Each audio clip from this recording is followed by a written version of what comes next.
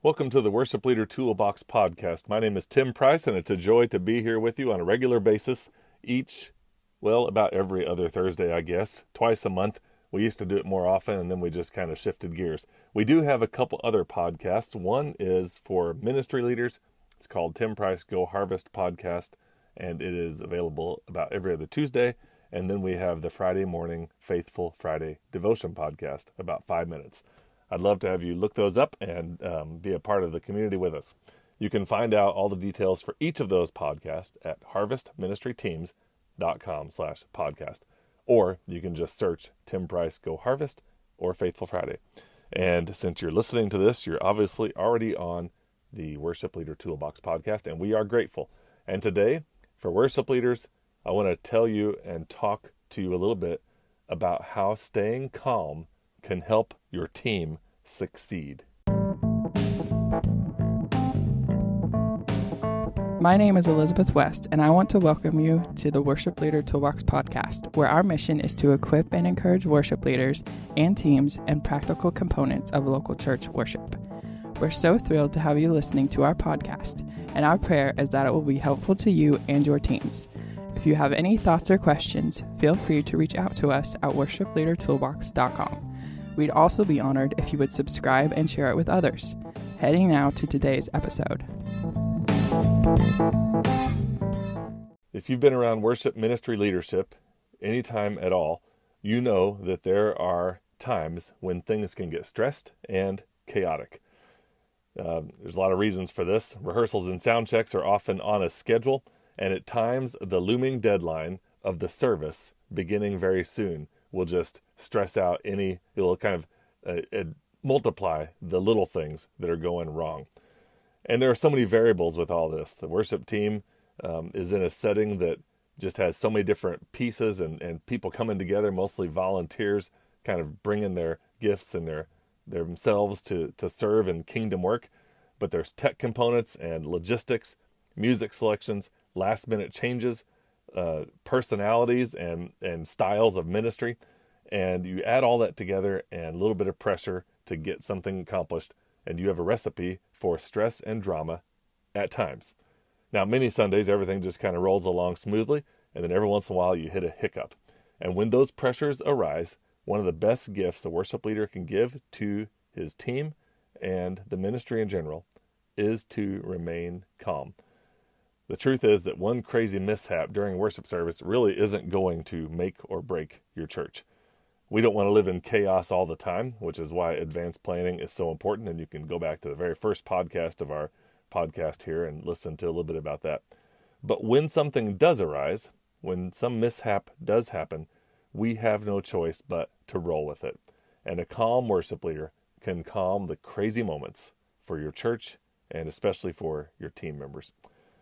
Over the years, I'm not exactly sure why, but I've been told on more than one occasion that I have a calming presence. I know that's part of my personality and due in part to my style of ministry. And of course, I'm not, recording this podcast so that you will feel like you need to become like someone else or be someone that you're not.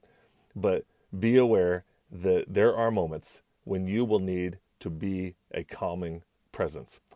And I tried to think of some of the ways or some of the reasons why people think that I bring calm to some of these common stressful situations. So I thought I would just share, 4 of these today. And the first one is the issue of tech situations. Tech issues that kind of wreak havoc on either rehearsals or preparation for Sunday. And tech issues really can arise anytime, whether it's like a small battery going bad or a cable issue, on to something major like a power surge or an internet outage. It can really be disastrous on Sundays if the wrong thing happens at the wrong time.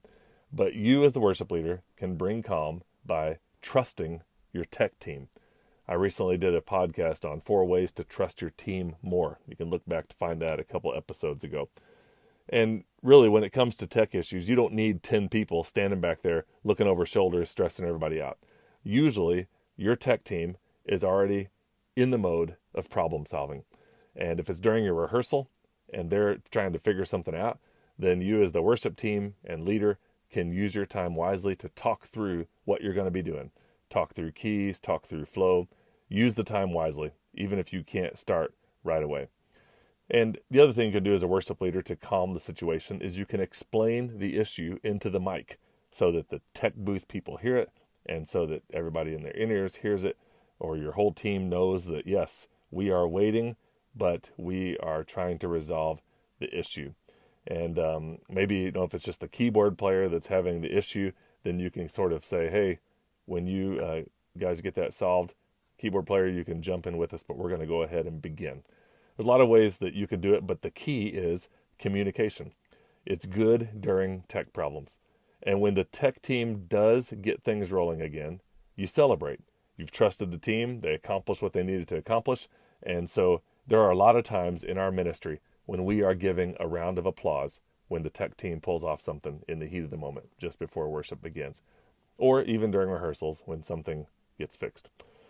Another way I try to keep calm during tech issues is to kind of, in the microphone, as the worship leader, just share quickly to the tech team and the people stressing out about whatever the thing is. I'll say something like, hey, thank you guys. If we need to purchase this or that to make things easier, to make things work better, send me a link and we'll see what we can do. And then the last thing I like to do is let people know that there's always a backup plan. We're here, we're working on this. If everything goes awry and we can't get this to work today, then we'll just do something acoustic, or we'll make some kind of memories, because this is going to be different. And when you kind of have that expectation that church is going to be the church, no matter if we have tech stuff or not, and it's going to be a little different, but the worshiping congregation gathers to give the Lord praise, and there's a lot of ways to do that. It's true that tech crunches like power outages and strings breaking or other things, people almost seem to respond more from the congregation standpoint.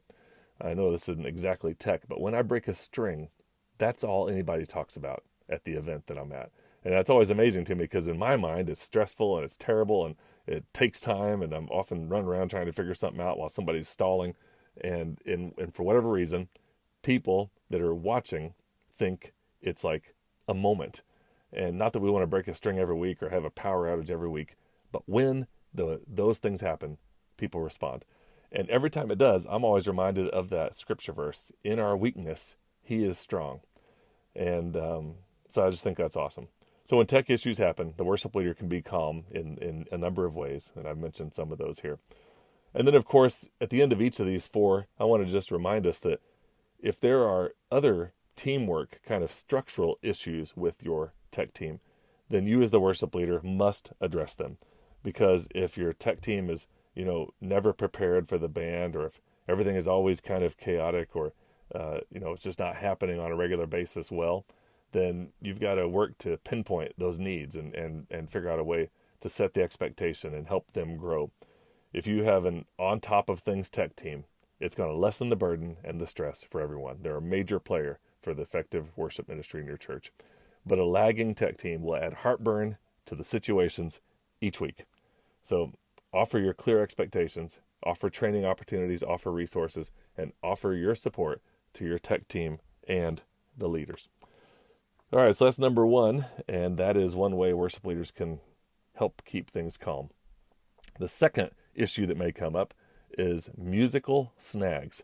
And I've had my fair share of times when I thought the music was worked out during the rehearsal, and then we show up on Sunday, and for whatever reason, something didn't click. We forgot a harmony part, or somebody needed to change a key at the last minute, or something happened. And or maybe, somebody's out for illness. They're sick, and they were going to sing one of the songs, and we had adjusted the key for a female voice or a lower voice or a higher voice, and all of a sudden, they're not even going to be able to show up.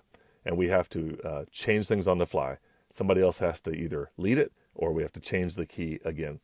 Other times, we've worked on harmony during rehearsal, and all of a sudden, we get there on Sunday morning, and for whatever reason, it just does not click. And then maybe this example may fall into the tech department, but sometimes our backing tracks or our monitor packs just won't adjust right, or we can't sync up right, or something isn't quite right. Everything was fine, and then the gremlins came in, and then it all falls apart, sort of, seemingly. So when musical issues arise, we need to take a step back and once again talk through it. And so you can invest a few moments, even in your pre-service sound check, invest a few moments just to make sure that little thing is back together. So often I'll just say, hey, let's just pause here a second. Let's go through the vocals one more time just to see if we can get it. And if it doesn't come off quickly, we don't want to frustrate everybody 40 minutes before church. So we'll just, change and drop back and go a little more simply. We might sing that part in unison, or we might double up on harmonies to make it easier, whatever's needed. And we'll just stop for a minute and make sure that the vocals have it, or the guitar lick got it back from, the timing from the way we did it the other night, and any number of things like that. Also, I've learned that if I, as a leader, will ask the teams like, how did that line go again? It helps build a culture of teachability. And I don't want to fake that and, just know the answer, but ask just to get people to talk. There's often times when all of a sudden I'll get to the bridge of a brand new song that we haven't done, and I'll just forget the lead into it or how the melody ended on the last line or whatever the case is. And so I'll just stop and I'll just say, how'd that go again? And some of the vocalist or band member will hum it and sing it. Oh yeah, that's right. And that, I have learned, helps people realize that it's okay to ask and get help and to serve together as a team to make it happen. So musical snags can be very frustrating, especially just before the service. But remaining calm and encouraging people to do their best will go a long way to just bring peace to the situation. So we're there to help the congregation sing, and we can make that happen in a lot of ways. And so that's what we do when something's not quite working. We just step back, make it work, or change it. And again, if there's somebody in your group who is consistently not learning their parts or not listening to the songs or whatever the case might be, then yes, that does need to be addressed and that does need to be challenged. And if a person isn't able to pull off the vocal or the part just before the service, then we can just kind of calmly state, and I've done this on several occasions, just matter of fact, make it clear. For whatever reason, I just sometimes say something like this. For whatever reason, this just isn't blending this morning, and we don't want any barriers. We remove all the barriers we can. So for the sake of the congregation, why don't you just step back from the mic on this part and just model worship visually? Sing a little bit, but don't be close to the mic. For whatever reason, it's just not clicking. We'll try again. That usually works, and it kind of brings a little bit of peace to the whole ordeal. And most all of our team members are totally fine with that. All of them are, actually, 100% are fine when given that kind of direction for the sake of the congregation. In the blog post that you can find on worshipleadertoolbox.com, I actually italicized for the sake of the congregation, because that's part of the culture I want to build in our teams and in your teams, that we are here to help the church sing and to worship the Lord and to engage with God's presence. And so that's why we're willing to do whatever it takes. Okay, number 3, in terms of places where it's good for the worship leader to help keep things calm. And that is when we are missing a team member. So when a team member can't make it, then we all have to take it in stride. And one of the things that the pandemic did for a couple of years was made this more commonplace. If someone during the pandemic, and as a result, ever since, really, even feels a little bit sick, they, during the pandemic, were encouraged to stay home, and now there's a little more caution, like they don't want to spread anything around just in case. So there's no way around last-minute changes due to unforeseeable circumstances. But the first way a leader can remain calm is to answer the text or the phone call with a kind word. That needs to be your default every time you get a text that you dread, like, oh, I was up all night, I'm sick, I'm not going to be able to make it. That is when you need to have a discipline of a kind word. Care more for the team member than for the bad situation. Say something like, oh no, take care of yourself, and I hope you get better soon. We will miss you, but we will hold the fort down. Don't worry at all. That is going to make the team member feel much better, and you're going to have a better rapport and relationship with your team when you have a kind word. From there, take a moment to quietly pray and just see what steps should be taken. So here are some of those questions I ask myself in last-minute changes like this. A drummer can't make it, a bass player can't make it, a vocalist can't make it. There's various levels of the intensity of the need in those situations, but here are some of the questions. 1, can someone else take their part or their role? One time I remember we had somebody that was singing. It was a student in our ministry, and the drummer texted at the almost last possible second, trying to come, but realized he was too sick and could not come. And so at the last minute, we invited one of the students who was just going to be singing that day to try out their skills on the drums. They played 3 songs. They did it wonderfully. They played with tracks. It was a gift that nobody even knew they hardly had, and it was a bit elementary, but it was on target, and it worked, and it was a great opportunity for that student. So you ask the question, can someone else take their role? Number 2, is there someone I can text to come in at the last minute? And you know your people better than anyone else, and you might know that some people will really revolt at that and will just misfire under pressure. They just couldn't imagine just stepping in. Other people in your group are fine with that. And I even try to include on many of our lists these days, when I get information from people, I try to include a little spot that says, hey, check mark this box if you're willing to get last minute early morning texts if we have a need at the last minute. And a lot of people check that box. It's just like a cool thing. It builds a lot of friendships to text people at 6:45 in the morning on Sunday and say, hey, are you able to come?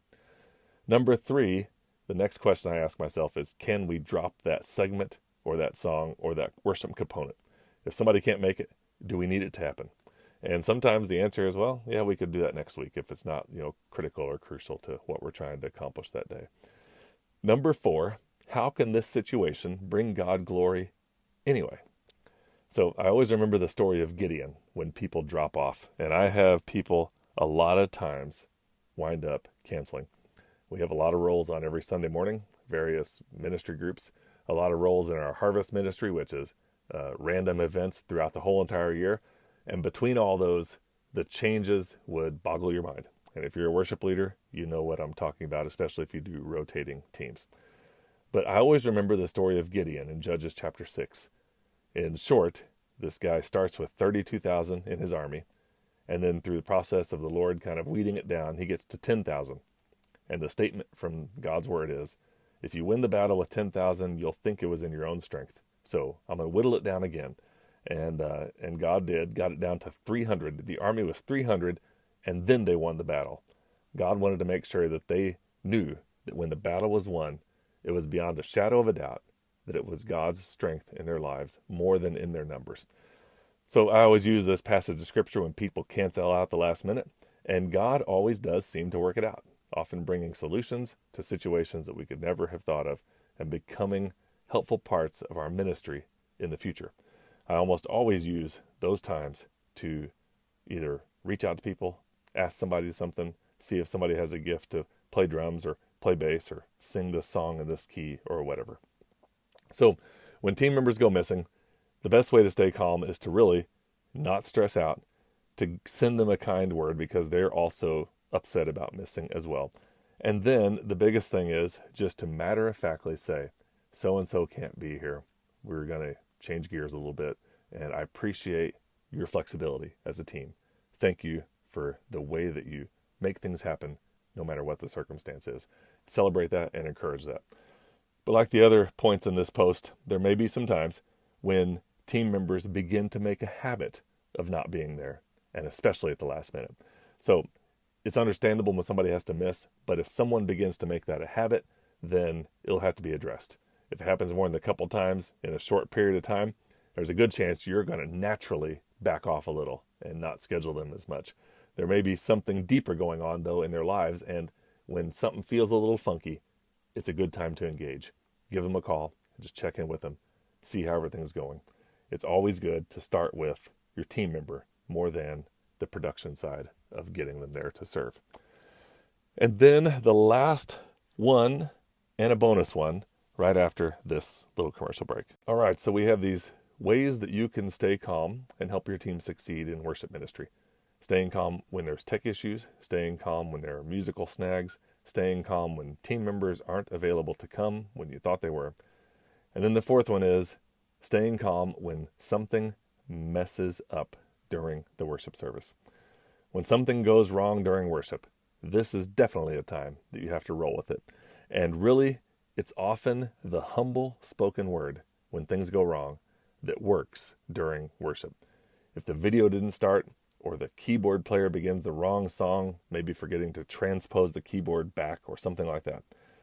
You might, as a worship leader in those moments, interject a statement, a quick story, or a quick line acknowledging the fact that it didn't go as planned in that moment.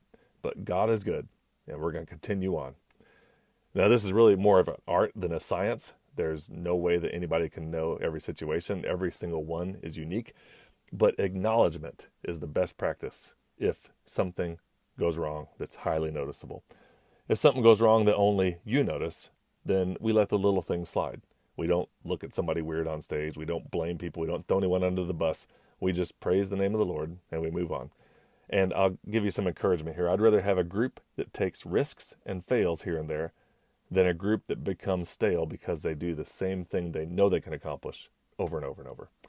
So when something messes up during worship, the best thing to do is humbly acknowledge it and then keep worshiping the Lord. So the last one, and this really isn't one of the four, but this is kind of a bonus tip, and that is do your best to prevent chaos from happening. It's kind of like preventative maintenance on your car. That's to keep the car from breaking down. Now, I'm not going to go through all the things here, but just want to plant the seed that many of the things that we kind of think are snags or barriers or issues or problems that arise while we're leading worship or rehearsing together are often things that could have been taken care of before. And I say this confidently because I know in my own life I run into this a lot. There's a chord chart that maybe is messed up a little bit and we did it once and I think to myself, I got to change that chord chart before next time. And lo and behold, 6-8 weeks later, we roll around to the same song and boom, there's the same wrong chord again. And it's those type of things that I would consider preventative maintenance. Making sure that chord charts are good, making sure that the cables and direct boxes and the microphones are all working, making sure that all the little things are in place and all the details are set. All the lyrics are right, all the presentations are right, all the people are reminded and confirmed. And then when all those baseline things are good and set and ready to go, then if you do have an unforeseeable problem arise, then it's not going to be intermixed with a whole bunch of things that could have been taken care of before. I've noticed on several occasions that it seems like when it rains, it pours. One small thing happens and the momentum kind of heads that way and it snowballs into several things. And at times, it creates kind of a stressful situation and a drama with your group. I've often thought of volunteers in ministry, and volunteers aren't motivated by money because they're volunteers. They're not necessarily motivated by promotions because they basically are serving using their gifts. Here's what volunteers are motivated by. Outside of the calling to serve in a certain area, volunteers are motivated by successful outcomes. The more that we are able to do our job well as a worship team, your volunteers are going to find fulfillment in that. They're leading God's people and they're doing it well.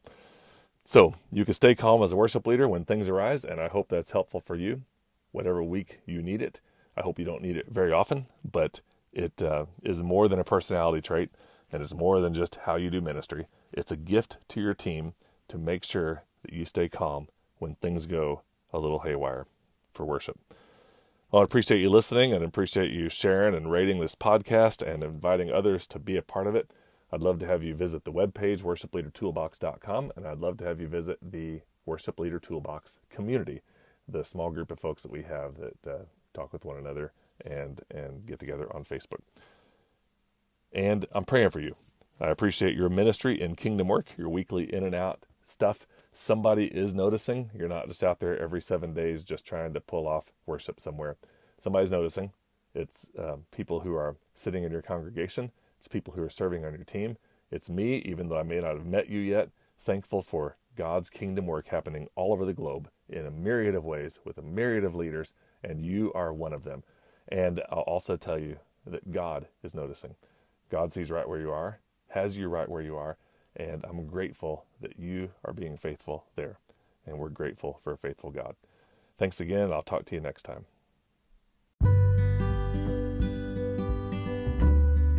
Thanks for listening to this episode of the Worship Leader Toolbox podcast. We're praying for you and for all our listeners as we keep making an impact in the lives of worship leaders and worship teams around the globe. Before you go, we'd also like to let you know that we have 2 other podcasts through our ministry. One focused on ministry leadership is called Go Harvest, and the second one is a weekly 5-minute devotion called Faithful Friday. You can find out more at harvestministryteams.com/podcast or go to the link in the show notes.